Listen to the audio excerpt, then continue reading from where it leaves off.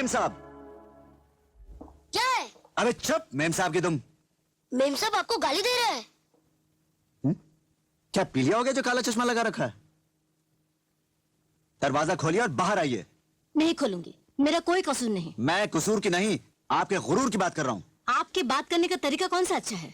मैं अपने तरीके की नहीं, आपके सलीके की बात कर रहा हूं। आप बाहर आइए और माफी मांगिए। आप थाने जाकर रिपोर्ट लिखवाइए अगर कोई गिला है। मैं गिले की नहीं, बदले की बात कर रहा हूं। क्या कर लेंगे आप? मैं आपका जुलूस निकालूंगा बैंड बाजे के साथ। जिस शहर का नजारा आप करने आई हैं, उसी शहर वालों को आपका नजारा करवाऊंगा। हम धुलाई कर देंगे। किसकी? इसकी या इसके कोट की मेम साहब? तेरी। हम माफी चाहते हैं, आप कोट दे दीजिए। अजी रहने दीजिए, हम गलती मानने वालों के साथ गुस्सा नहीं प्यार करते हैं। चलिए हम माफ किए देते हैं। आप भी क्या याद रखेंगे किस दिलवाले के साथ आपकी मुलाकात हुई थी? आप कश्मीर सैर करने आई हैं क्या? हाँ। कश्मीर दो चीजों के लिए मशहूर है, एक तो गाड़ियों के हाथ से और दूसरा दिलों के हाथ से। दिल बचाकर सैर कीजिएगा।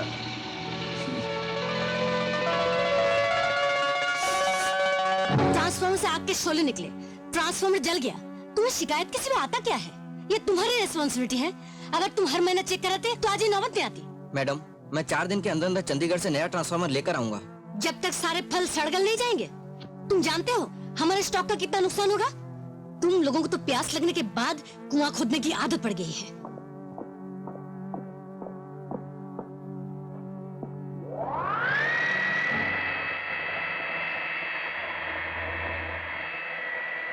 मैडम, मशीन चालू हो गई, ट्रांसफार्मर ठीक हो गया। ट्रांसफार्मर ठीक कैसे हो गया? मैं बताता हूं कैसे हो गया। तुम? हाँ वही मैं।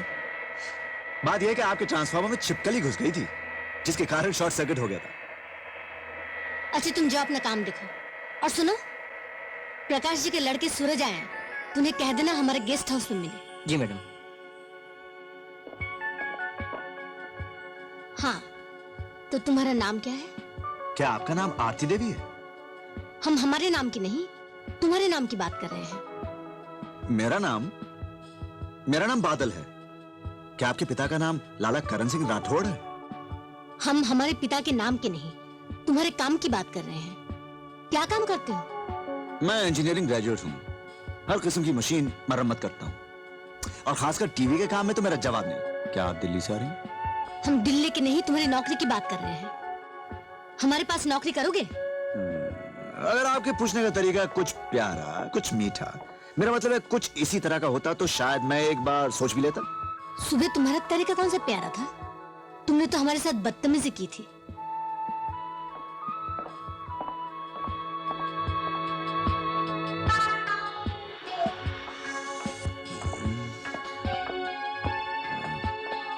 मैं आपको जानता नहीं था। तुमने हमें मगरूर कहा था। मेरा मतलब ऐसा नहीं था।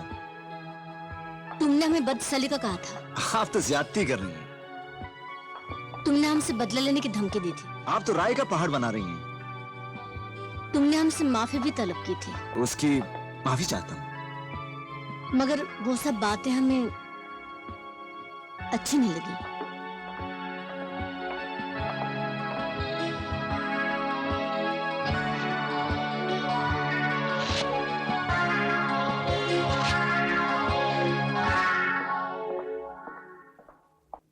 कोई है अंदर?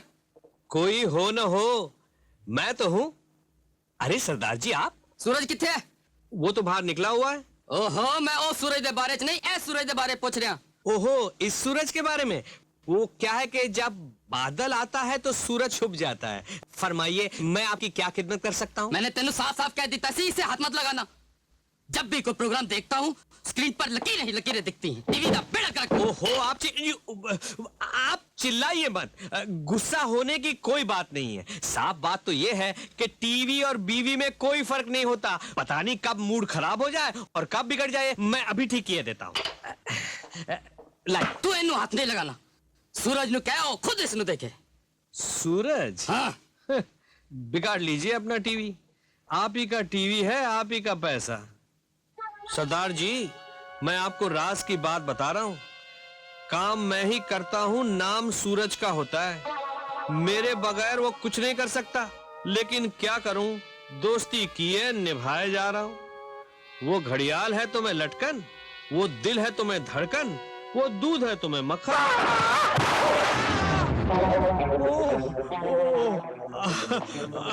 वो ऐसे ही लगा।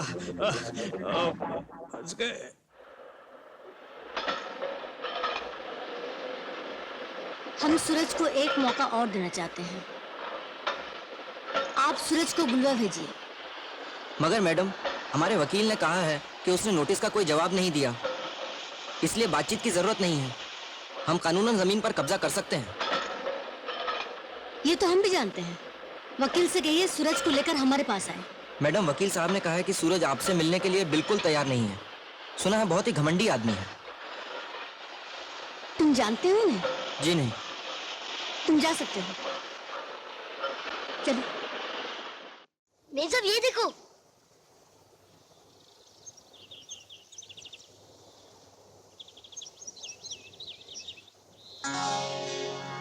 तुम? हाँ, वही मैं और वही आप। तुम घोड़े भी चलाते हो क्या? हाँ, और जो घोड़े बेकाबू होते हैं उन्हें काबू में भी लाता हूँ। बंसी? जी मेम साहब। सुना है आप सूरज से मिलना चाहती हैं? तुम सूरज को जानते हो? अच्छी तरह। कहाँ रहते हैं वो? डालगेट रोड पे जो आइसक्रीम की दुकान है उसके पीछे। मेम साहब। तू घर जा। दिल्ली से फोन आए तो कहना हमें लौटने में देर लगेगी। जी। ए, मेम साहब का ख्याल रखना। अगर मेरी जरूरत पड़े तो मैं घर पर हूँ। अबे जरूरत के बच्चे।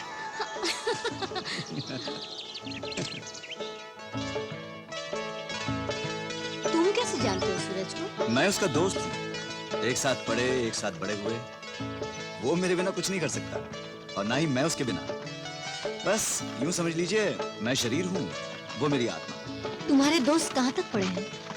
मेरी तरह इंजीनियरिंग पास। नौकरी करते होंगे शायद। नहीं, उसे नौकरी पसंद नहीं। अच्छा, तो फिर बीवी पैसे वाली मिली होगी, उससे की रोटियां तोड़ते होंगे। हाँ, उसने शादी नहीं की। क्यों? एक बार उसने कहा था बचपन में किसी लड़की से उसकी शादी तय हुई है। और फिर उसके बाप ने उस लड़की को रुपयों के ढेर में छिपा दिया और वो लड़की फिर कभी बाहर ना आ सकी। मैं दूंगी। मैं जानता हूँ आप दे सकती हैं, मगर क्या? आइंदा मेरे सामने अपनी झोली में हाथ मत डालिएगा। तुम्हारे दोस्त भी तुम जैसे हैं क्या? बिल्कुल।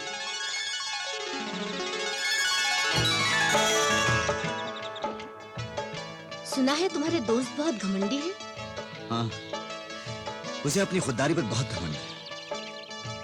उसने कहा है कि आपको भी अपनी दौलत और हुस्न पर बहुत गुरूर है। उन्होंने गलत सुना है। मैं अंदर से ऐसे नहीं हूँ। कारोबारी जिम्मेदारियों ने मुझे ऐसा कर दिया है।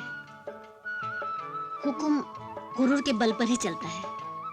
अगर मैं मिलनसार रही तो हर कोई मुझसे फायदा उठाने की कोशिश करेगा। तो आप कारोबारी दाव पेच इस्तेमाल करती हैं? नहीं, सबके साथ नहीं, सिर्फ ठेठ कारोबार करने वालों से। तुम किसी दिन मुझे तुम्हारे दोस्त से मिला क्यों नहीं देते? वो मिलना नहीं चाहता। क्यों? इसलिए कि ना वो आपके 2 लाख रुपए दे सकता है और ना आप उसकी जमीन पर कब्जा छोड़ सकती हैं। हो सकता है मैं उन्हें सूद माफ कर दूं। वो आपका एहसान लेना नहीं चाहता। इसमें उन्हीं का नुकसान है। वो कहता है कि नुकसान सहा जा सकता है, लेकिन एहसान का बोझ उठाया नहीं जा सकता।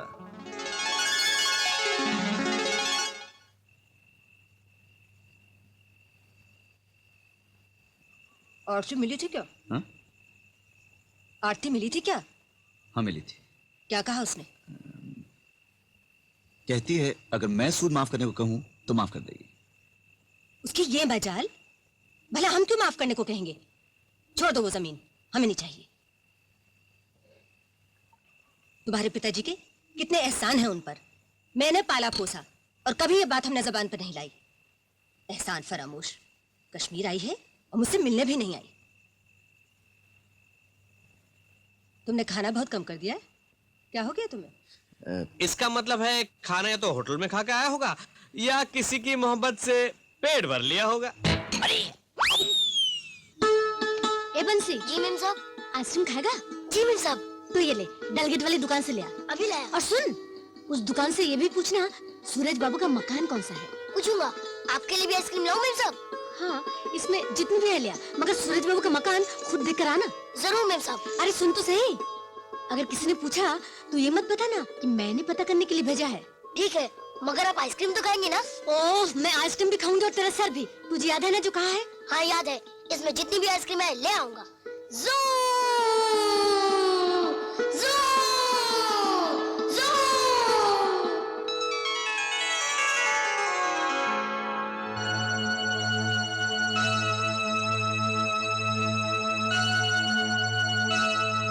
मेम साहब, 10 रुपए की 5 आइसक्रीम लाया हूँ। उसने कहा 4 दूंगा। मैंने कहा नहीं 5 चाहिए। तूने सूरज बाबू के मकान का पता किया? अरे मेम साहब, मैं तो भूल ही गया। मैं अभी पूछ कर आता हूँ। बुद्धू कहीं का, इतनी सी बात भी याद नहीं रखी। मैं यूं गया और यूं आया। मेम साहब, ये आइसक्रीम रख अपने पास और जी भर के खा।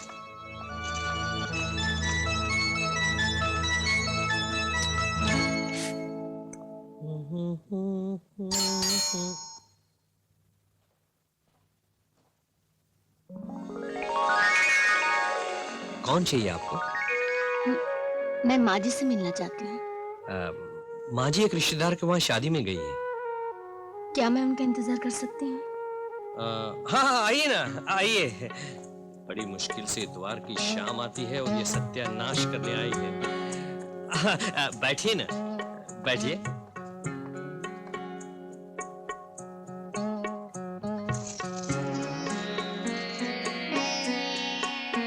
बैठिए ना। नहीं, मैं यूं ही ठीक हूँ। यूं ही क्या? मेजबान के खड़े रहने का मतलब होता है मेहमान को टालना। नहीं, मेरा ऐसा कोई मतलब नहीं। ठीक है, बैठ जाता हूँ।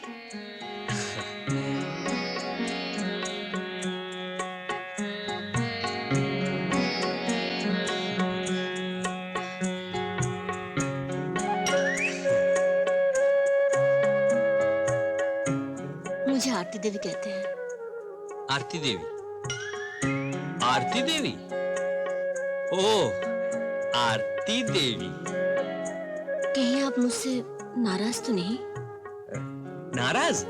जी नहीं, दरअसल गुस्सा यूं आता है और यूं उतर भी जाता है। अगर आप इजाजत दें तो मैं आपके लिए चाय बनाऊं? मेरे लिए? मेरे लिए भी। नहीं, मैं बनवाता हूँ। राम दुलारी, 2 चाय बनाना।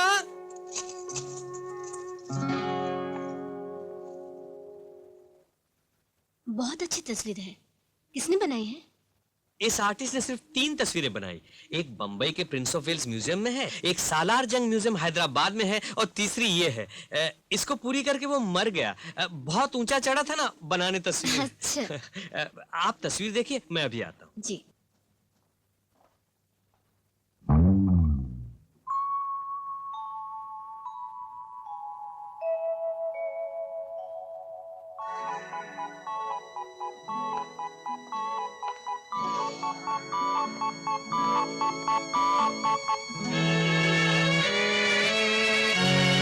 कहाँ मर गई थी तुम? घर में मेहमान आए हुए हैं, जल्दी से चाय बनाओ। ओहो राम दुलारी, तुम तो ऐसे काम कर रही हो जैसे हाथों में मेहंदी लगाई हुई हो।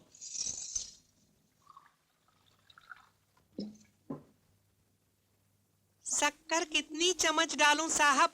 ओहो राम दुलारी, तुम तो शक्कर से ऐसे डरती हो जैसे इब्राहिम लोदी बाबर की तोपों से डरता था। 2 चम्मच डालो। अच्छा साहब। जाओ हॉल में ले जाओ। साहब आप ही ले जाइए ना, हमका यहाँ भी बहुत काम है। ओहो अच्छा बाबा, लाओ मैं ही ले जाता हूं।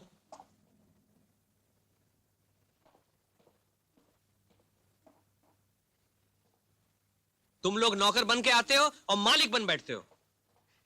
लीजिए।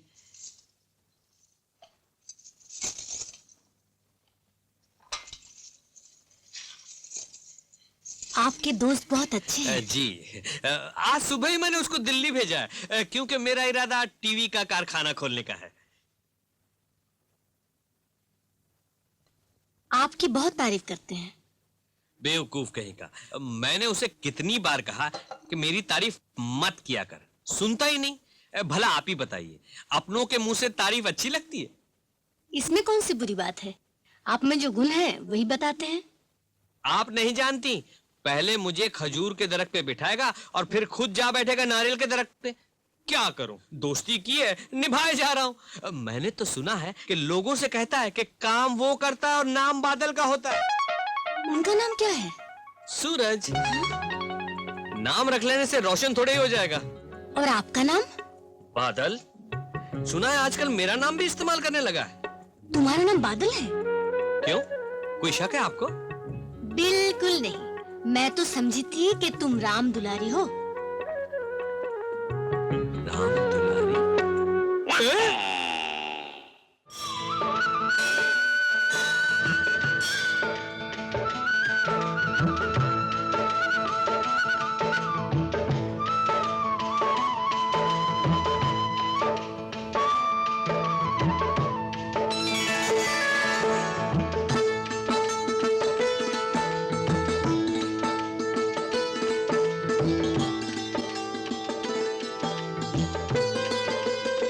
ये क्या है?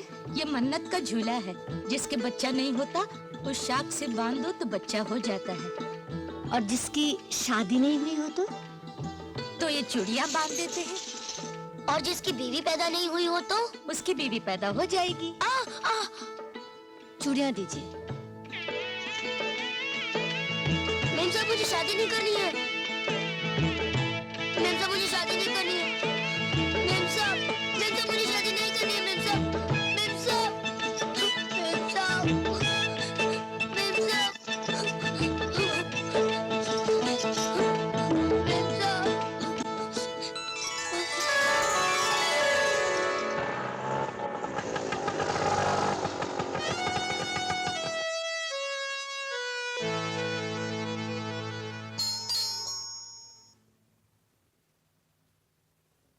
मेम साहब घर में हैं? बैठिए, बुलाता हूँ।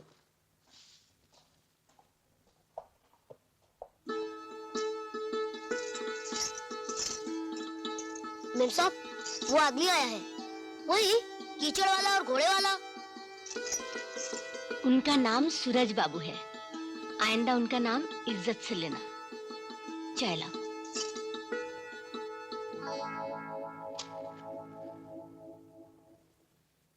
सूरज ने आपको कोर्ट कचहरी के चक्कर से बचाने के लिए वो जमीन आपके नाम लिख दी है। ये रहे कागजात।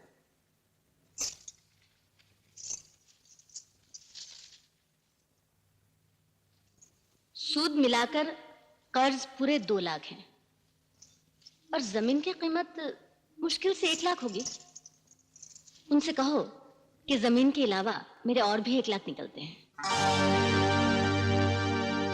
वो रकम मुझे दे या अदालत में, जैसे उनकी मर्जी। हिर्स और लालच की भी एक हद होती है आरती देवी। मिस्टर बादल, हिर्स और लालच की कोई हद नहीं होती। हद होती है सब्र की। हमने 25 साल सब्र किया। अगर वही रकम हम कारोबार में लगाते तो 3-4 लाख रुपया जरूर पैदा कर लेते। यह सरासर जुल्म है। मैंने सुना था कि अमीर औरत सोने की छुरी होती है, जो कीमती भी होती है और खतरनाक भी। तुम तो ऐसे परेशान हो रहे हो जैसे मैंने तुम्हारा नुकसान कर दिया हो। ये तो मेरा और सूरज का मामला है। तुम क्यों दुखी हो रहे हो? मेम साहब, लीजिए चाय पीजिए। मैं आपके घर का पानी तक नहीं दूंगा। आप अदालत में आइए, सूरज भी आपको वही मिलेगा। अरे तुम तो खामखा नाराज हो गए। मैं तो समझती थी कि तुम मेरे और सूरज के दरमियान समझौता कराओगे। लोड घसोट करने वालों के साथ समझौता नहीं किया जाता, उनको सबक सिखाया जाता है। अदालत जाइए, जमीन से भी हाथ धोना पड़ेगा आपको। मैं अदालत क्यों जाऊं?